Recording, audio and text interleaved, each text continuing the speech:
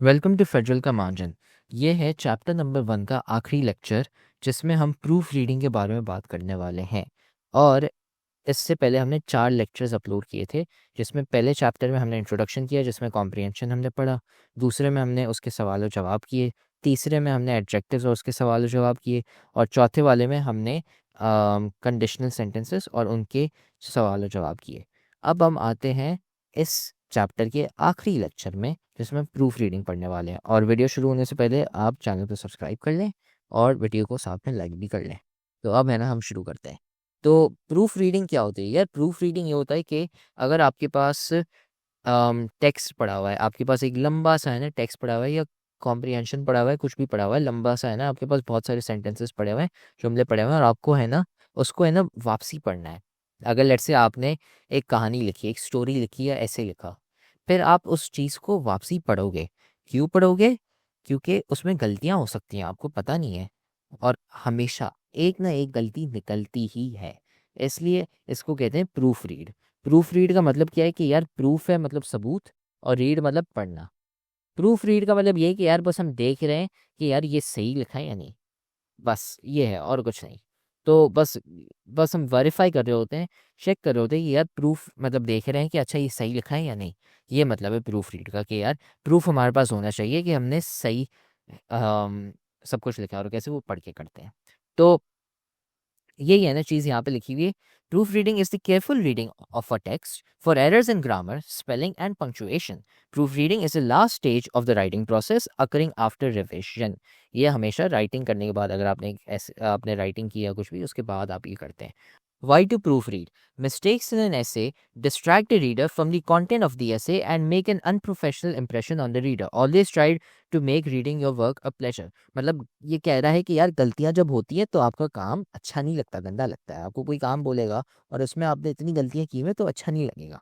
इसलिए है ना, आप प्रूफ रीड करते हैं, जिससे है ना आप गलतियां निकालें। प्रूफ रीड का मतलब ये है कि यार आप गलतियां निकालें और कुछ नहीं, मतलब कीड़े निकाल लें कि यार ये है ना मुझे ठीक करने हैं कीड़े, बस ये है और कुछ नहीं है प्रूफ रीडिंग। तो अब प्रूफ रीड कैसे करते हैं? Proof read in a quite place. बता, ये है ना, ये खामखाम लंबी कहानी है, ख्वारी है।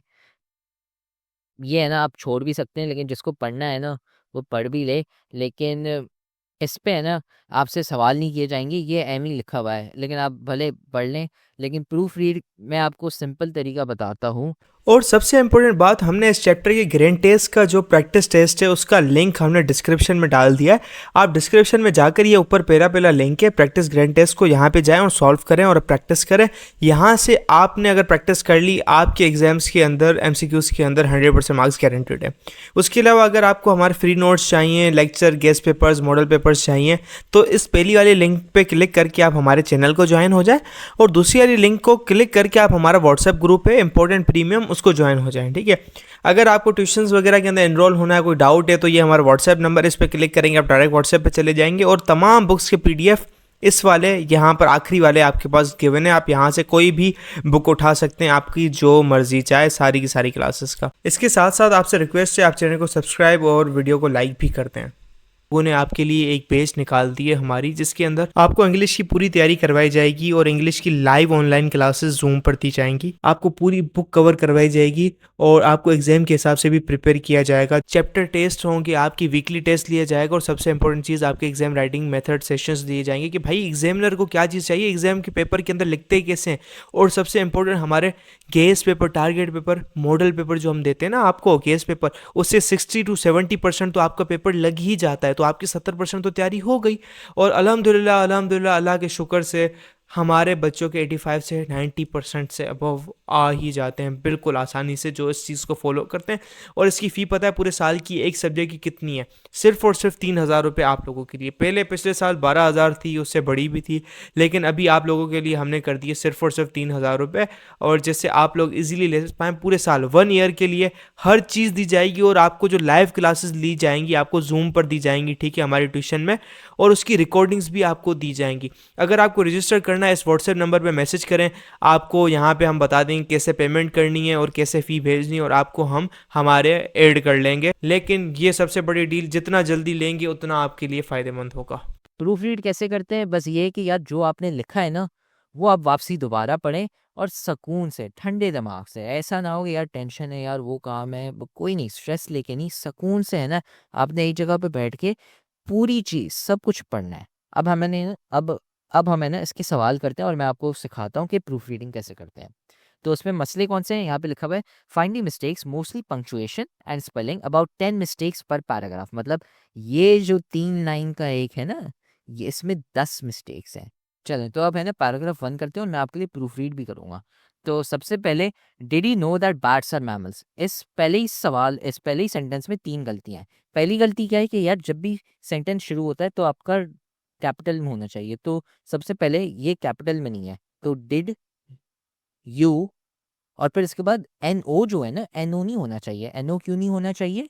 क्योंकि नो, ये वाला जो एन ओ वाला जो नो है उसका मतलब ये है कि आप मना कर रहे हैं।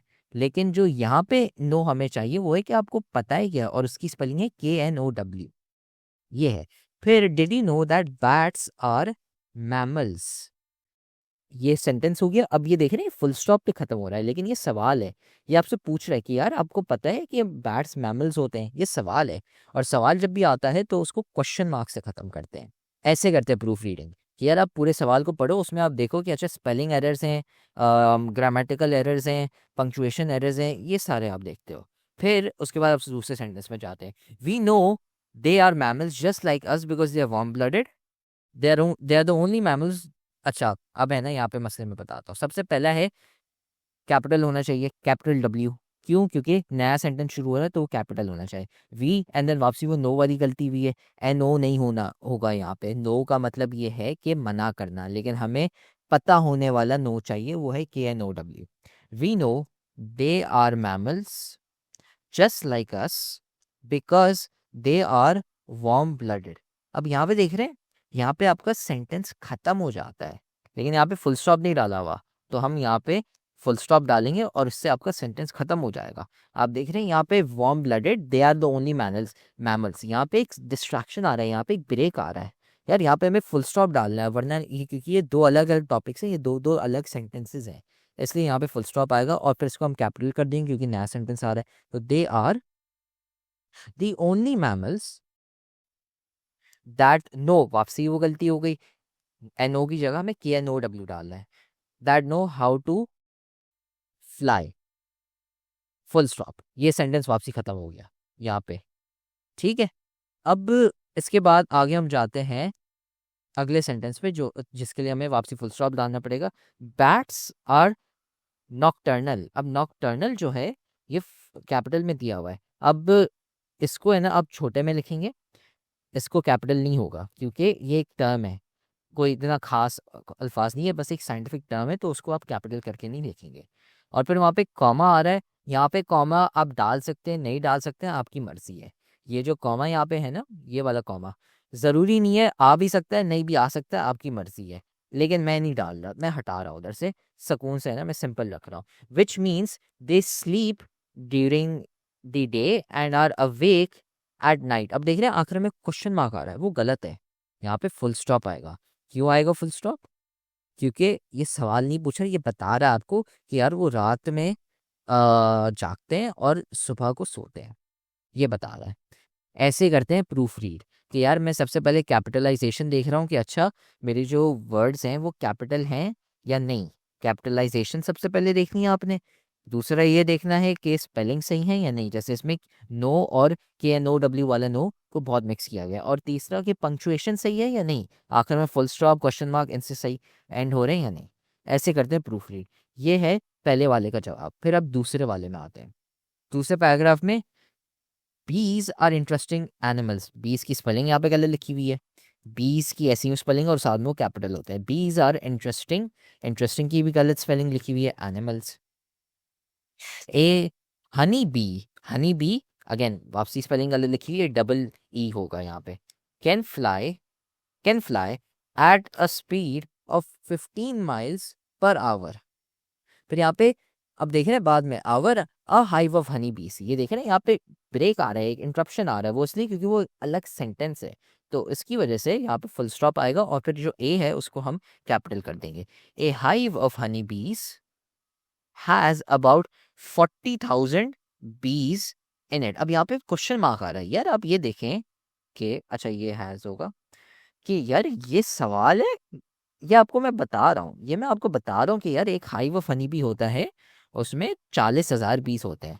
मैं बता रहा हूँ, पूछ नहीं रहा आपसे। तो यहाँ पे क्वेश्चन मार्क नहीं आएगा, फुल स्टॉप आएगा। और फिर उसके बाद वापसी स्पेलिंग एरर है यहाँ पे, ये कैपिटल होगा the honey bee has 5 eyes, और यहाँ पे एक्सक्लेमेशन मार्क सही है।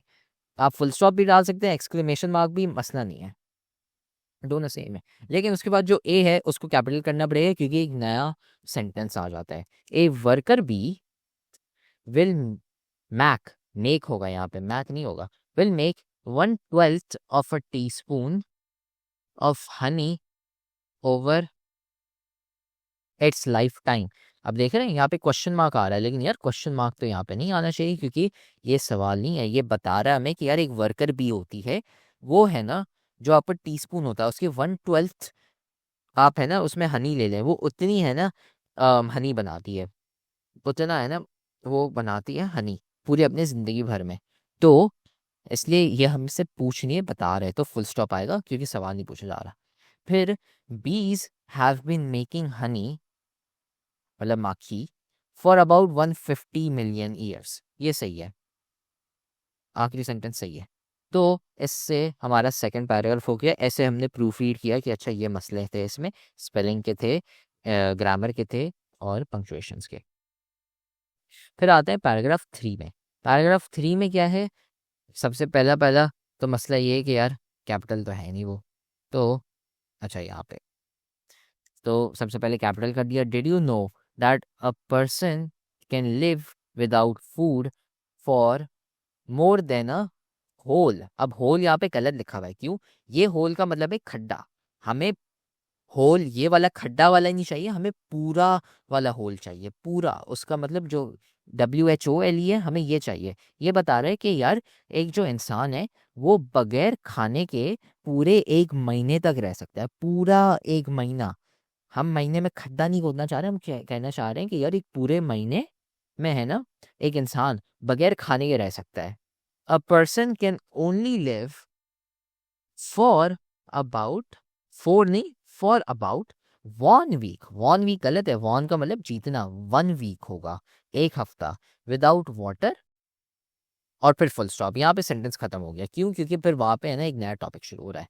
तो यार अभी तक ये है कि यार ये आपको बता रहे हैं कि यार एक इंसान है वो एक पूरे 1 महीने तक है ना बगैर खाने के रह सकता है, और जो बगैर, वही इंसान है ना वो 1 हफ्ते बगैर पानी के भी रह सकता है। फिर एक नया सेंटेंस आता है जिसमें हम पहले सबसे कैपिटल कर देंगे उसको, we need water more than. अब देन यहाँ पे गलत है, ये DHAN है, क्योंकि ये कंपैरिजन किया जा रहा है यहाँ पे। यहाँ पे ये किया जा रहा है कि यार हमें ज़्यादा पानी चाहिए, किससे? खाने से। हमें ज़्यादा पानी चाहिए और खाना कम चाहिए, खाने से ज़्यादा हमें पानी चाहिए। तो उसकी वजह से हम यहाँ पे कंपैरिजन कर रहे हैं, तो उसकी वजह से यहाँ पे THAN आएगा, THEN नहीं है। देन का मतलब है कि यार इसके बाद ये होता है, नहीं, ये यहाँ पे नहीं किया जा रहा। देन वी नीड फूड, और full stop. About 97% of earth, अच्छा अर्थ जो है उसका E कैपिटल होगा, और फिर यहाँ पे एक्सक्लेमेशन, ये अपोस्ट्रोफी आएगी। ये कह रहा है कि अर्थ का जो वाटर है, यहाँ पे अपोस्ट्रोफी आएगी जो बताएगा कि दुनिया का पानी, और अर्थ फुल स्टॉप कैपिटल होगा, ई उसका कैपिटल होगा, क्योंकि अर्थ की बात की जा रही है, बहुत ही बड़ा ऑब्जेक्ट है इसलिए। Is in the oceans, full stop. ये कह रहा है कि यार 97% का जो पूरे हमारे पास पानी है वो समंदर में पड़ा हुआ है, और फिर जस्ट 3% ऑफ द अर्थ्स, वापसी वही अर्थ्स जो गलती है वो हमने वापसी यहाँ पे रिपीट कर ली। Water can be used for drinking, नहीं फॉर ड्रिंकिंग, पीने के लिए। 4 ड्रिंकिंग कुछ नहीं होता, हमें पीना है, फॉर ड्रिंकिंग होगा, ये होगा। फिर उसके बाद अप्रोक्सीमेटली, फिर यहाँ पे 75% ऑफ द वर्ल्ड्स। अब वर्ल्ड जो है उसका जो W है वो कैपिटल होगा, और वही अपॉस्ट्रोफी, जैसे अर्थ का किया था वैसे ही वर्ल्ड्स, अर्थ वर्ल्ड एक ही चीज़ है। Fresh water is frozen in the north, north and south के है ना वो कैपिटल होंगे, क्योंकि नॉर्थ साउथ डायरेक्शन की बात की जा रही है। फिर पोलर आइस कैप्स, तो इसमें क्या कहा जा रहा है कि यार जो हमारे पास जो फ्रेश वाटर है जो 3% उसका 75% है वो जमा हुआ है किसमें, बर्फ में, नॉर्थ पोल और साउथ पोल में। ये हमने है ना इसको प्रूफ रीड कर लिया। फिर उसके बाद आता है अ precise writing. A precise is a short summary. It is not a paraphrase which merely says in different and simpler words exactly. अच्छा ये लंबी यहाँ पे की गई है, मैं आपको बताता हूँ। अब प्रिसाइज समरी, प्रिसाइज राइटिंग क्या होती है? प्रिसाइज राइटिंग यार ये होता है कि जो आपने पढ़ा है पूरा, जो हमने कॉम्प्रिहेंशन पहले पढ़ा था ना 3 पेजेस का, उसका मैंने बताया कि यार ऊपर ऊपर से ये बात की जा रही है कि आपको है ना मर्सीफुल होना है और साथ में जनरस होना है और आपको है ना एक अच्छा इंसान होना है। ये समरी हो गई बस। ये प्रिसाइज राइटिंग होती है। उसमें ये है कि यार आप छोटा करके बता रहे हो कि ये पूरा पैसेज कहना क्या जा रहा है। आप पूरी डिटेल्स नहीं बताओगे, आप है ना छोटा सा बताओगे, शॉर्ट समरी कहते हैं। आप है ना मतलब खुलासा दे रहे हो उसका कि यार ये पूरा जो 3 पेज का जो आर्टिकल है ये बहुत लंबा है, मैं है ना 5 लाइन में बताता हूँ कि ये क्या कह रहा है। ये समरी होती है, ये प्रिसाइज राइटिंग होती है। आप पैराफ्रेज उसमें मतलब ऐसे ही अल्फाज नहीं बदलते सिनोनिम्स लिख के, आप बस ये बताते हो उसमें कि यार मोटा मोटा ये कहना चाह रहे हैं हम। समरी आप बता रहा चाह रहे, खुलासा बता रहे हैं कि यार 3 लाइन में या 5 लाइन में या 10 लाइन में बस ये है। इतना लंबा सा हर किसी के पास क्या कहते हैं, हर किसी को है ना जब बाद में आप आगे जाएंगे तो आपके पास टाइम नहीं होगा कि आप हर चीज़ पढ़ सके। तो कुछ लोग हैं ना फिर उसकी समरी लिखते हैं और कभी कभार समरी बहुत काम की होती है। तो ये किया जा रहा है। अब यहाँ पे लंबी की गई है, आपको है ना वो पढ़ने की ज़रूरत नहीं है। और उसके बाद अब यहाँ पे लिखा गया in writing a precis procedures are follow. अब बेसिकली प्रिसाइज राइटिंग की कैसे जाती है, अब मैं आपको स्टेप्स बताता हूँ, मैं आपको शॉर्ट में बताता हूँ कि प्रिसाइज राइटिंग जो है वो कैसे की जाती है। Number 1, read the entire passage. पूरा पैसेज आपने पढ़ना है, पहला स्टेप ये है। दूसरा स्टेप ये है कि आप जब आपने पूरा पढ़ लिया है, जब आपने पूरा पैसेज, या मैं यहाँ पे कॉम्प्रिहेंशन भी लिख लेता हूँ, जब आपने पूरा कॉम्प्रिहेंशन लिख लिया है फिर आप 1 सेंटेंस लिखेंगे। राइट 1 सेंटेंस या 2 सेंटेंस, ठीक है, 1 या 2 sentence which which talks about the main theme और टॉपिक ऑफ द पैसेज। अब उसका मतलब क्या हुआ, या जैसे हमने प्रॉफिट का वो जो हमने कॉम्प्रिहेंशन पढ़ा था, उसमें यार मैं आपसे बोलूं कि यार ये ऊपर ऊपर से क्या बता रहा है, मुझे 1 या 2 सेंटेंस में बताया कि ये किसके ऊपर है। तो यार वो जो था पैसेज वो किसके ऊपर था, द होली प्रॉफिट के ऊपर की लाइफ के ऊपर था, कि जिसमें वो बताते हैं हमें कि यार वो कैसे मर्सीफुल थे, कैसे जेनरस थे, एंड हमें भी ऐसा होना चाहिए। ये मैंने 1 सेंटेंस में आपको बता दिया कि ये पूरे पैसेज क्या है, हमें डिटेल्स बताने की ज़रूरत नहीं है, लेकिन हम ऊपर ऊपर से क्या बता दिया हमने कि यार ये मेन थीम है। फिर उसके बाद जब आप पैसेज लिखने जाएंगे, जब आप उसकी समरी लिखने जाएंगे, आप ये करेंगे कि read every paragraph once and then write a short summary. फिर आप है ना करेंगे ये कि यार हर पैराग्राफ को आप एक दफ़ा पढ़ेंगे और फिर उसके बाद वो जो हर एक पैराग्राफ होगा ना उसकी आप है ना छोटी सी, आप है ना मतलब लेट्स से पैराग्राफ है वो 5 या 6 लाइन का है, वो 5 6 लाइन की जगह आप है ना उसमें से जो मेन टॉपिक है, जो काम के सबसे बहुत ही ज़रूरत और इम्पोर्टेंट वाले जो टॉपिक्स हैं वो आप सिर्फ लिखेंगे, और वो आप सिर्फ 1 से 3 लाइन में लिखेंगे। तो पहले आपके पास 5 से 6 लाइन्स हो रही थी, अब आप 1 से 3 लाइन्स में लिख रहे हैं, और ये आप एक पैराग्राफ के साथ नहीं, हर पैराग्राफ के साथ करेंगे। बस ये है, ये जो यहाँ पे लंबी की गई है ना ये आप पढ़ सकते हैं, लेकिन है ना मैंने शॉर्ट करके आपको बता दिया कि यार ये 3 स्टेप्स हैं, ऐसे लिखते हैं समरी या प्रिसाइज राइटिंग। तो अब यहाँ पे है ना सवाल दिया हुआ है और ये आपका होमवर्क है कि यार आपने है ना पहले जो 2 पैराग्राफ्स हैं यूनिट 1 के, जो पहले 2 पैराग्राफ, तो मैं आपको दिखाता हूँ कौन से 2 पैराग्राफ हैं। ये वाले जो 2 पैराग्राफ है ना यहाँ से लेके यहाँ तक, इसकी आप है ना एक समरी लिखें। ये आपका होमवर्क है, और ये है ना आप कमेंट सेक्शन में है ना कमेंट कर दें, और है ना हम आपको वहाँ पे जवाब देंगे कि अच्छा आपने सही लिखा है या नहीं, और आप कैसे है ना इम्प्रूव कर सकते हैं। और इससे है ना हमारा चैप्टर नंबर 1 ख़त्म हो गया है।